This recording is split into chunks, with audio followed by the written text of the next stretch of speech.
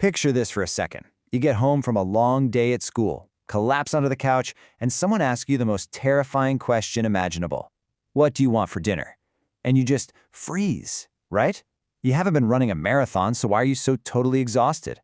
Well, the exhaustion teenagers face today isn't physical at all. It's entirely mental. It is the very real feeling of a completely drained prefrontal cortex.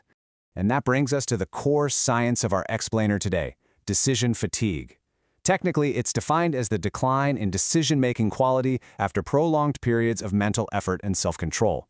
But I want you to think of your brain, specifically your decision-making capacity, like a muscle. The more choices you face, from picking an outfit, to figuring out how to reply to a text, to solving a complex math problem, the more that muscle gets tired. And when it fatigues, you start relying on mental shortcuts. You procrastinate, or you just make straight-up bad choices. So to help you beat this, here is our roadmap. First, the hidden cost of choices. Second, the choice strain model. Third, low-strain morning routines. Fourth, preserving energy at school. Fifth, choice-neutral teen environments. And sixth, automating the evening. Let's jump right into Section 1, the hidden cost of choices, and explore why modern teenagers are uniquely vulnerable to this crushing weight of choice overload. There's actually a massive biological disadvantage teenagers face compared to adults. An adult brain features a fully mature prefrontal cortex. Think of it as the CEO of the brain that handles planning and impulse control. Plus, adults have decades of established habits they can rely on to just bypass active decision-making. The teenage brain, on the other hand, is still under construction. Because the prefrontal cortex isn't fully mature, teens tend to process this massive, constant influx of novel academic and social choices using their emotional and reward-based systems. Every digital notification, every peer interaction, and every academic hurdle feels highly emotional, and that literally drains your limited mental willpower incredibly fast. Which leads us perfectly into Section 2, the choice strain model. This is the academic framework that perfectly explains how this mental drain actually happens.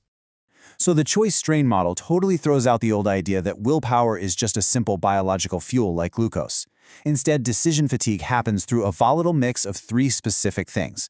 First is cognitive load. Every time you make a choice, you're overloading your working memory with options. Second is motivational cost-benefit. Your brain is constantly running in the background asking, hey, is the effort of deciding this actually worth the reward? And third is affective aversion, which is the very real emotional pain and stress of constantly making trade-offs. When these three things pile up, boom, you experience burnout. And the absolute best way to beat this model is by automating your routines so you bypass these three pillars entirely.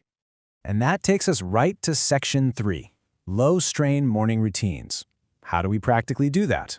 Let's start your day right and shift this explainer into a chronological day-in-the-life survival guide. All right, here is your step-by-step tutorial for building a low-strain morning routine. Remember, the goal is to bypass the choice strain model before you even leave the house. Step 1. Standardize your breakfast. Eat from a bi-weekly meal rotation so you absolutely never have to ask what's for breakfast again. Step 2. Adopt a personal uniform or a capsule wardrobe. By limiting your clothing options, you eliminate thousands of micro-choices that silently drain your willpower. And Step 3. Use the rule of 3. Before you get totally overwhelmed by everything you could do, identify exactly 3 priority tasks for the day and ignore everything else until they're done. This is a total game changer for limiting priority switching fatigue. Moving right along to Section 4, preserving energy at school. This is where preserving your executive function for those high-stakes academic choices becomes an absolute necessity. To really prove why preserving your energy matters, consider this famous study of over 1,000 rulings by Israeli parole judges. Just look at how that line drops. The judges granted favorable decisions roughly 65% of the time at the start of a session. But after making continuous, exhausting decisions, that rate plummeted to nearly zero right before a break. When their brains were depleted, even these expert judges defaulted to the easiest, safest, and honestly, most negative choice: keeping the prisoner in jail.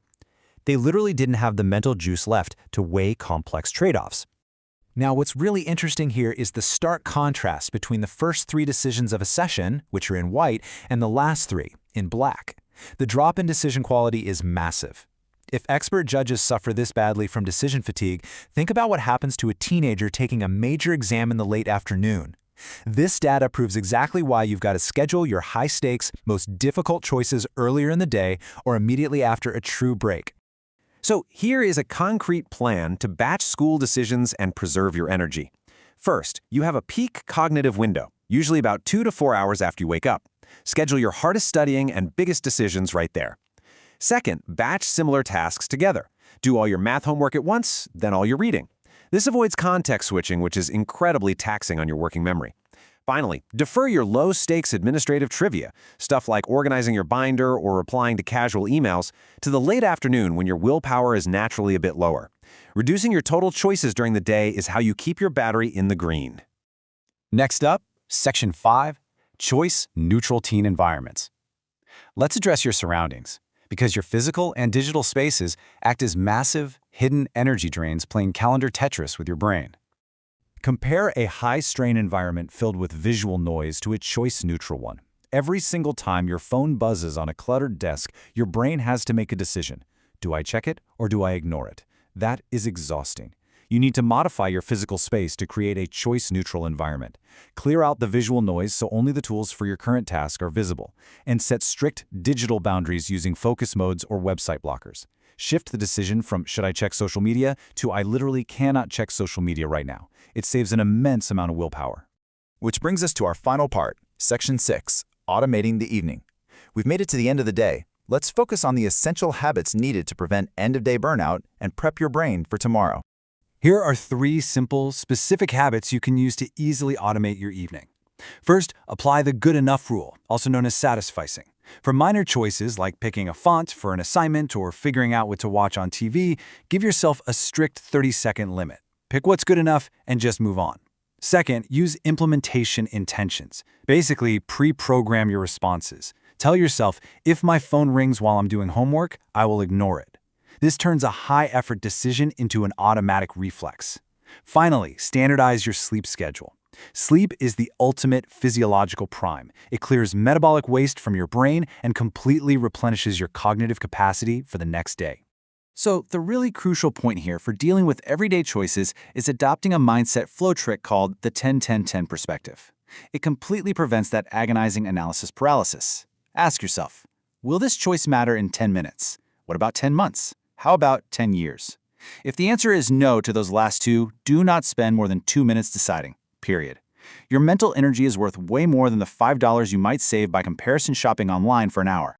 Ultimately, you've got to treat your willpower like a high-value currency. You only have a finite amount to spend each and every day. By standardizing your morning routines, batching your schoolwork, clearing your environment of visual noise, and automating your evening, you stop wasting that currency on trivial things. So I'll leave you with this provocative thought. Willpower is precious. Now that you know exactly how to keep your mental battery fully charged, what incredible things are you going to accomplish tomorrow?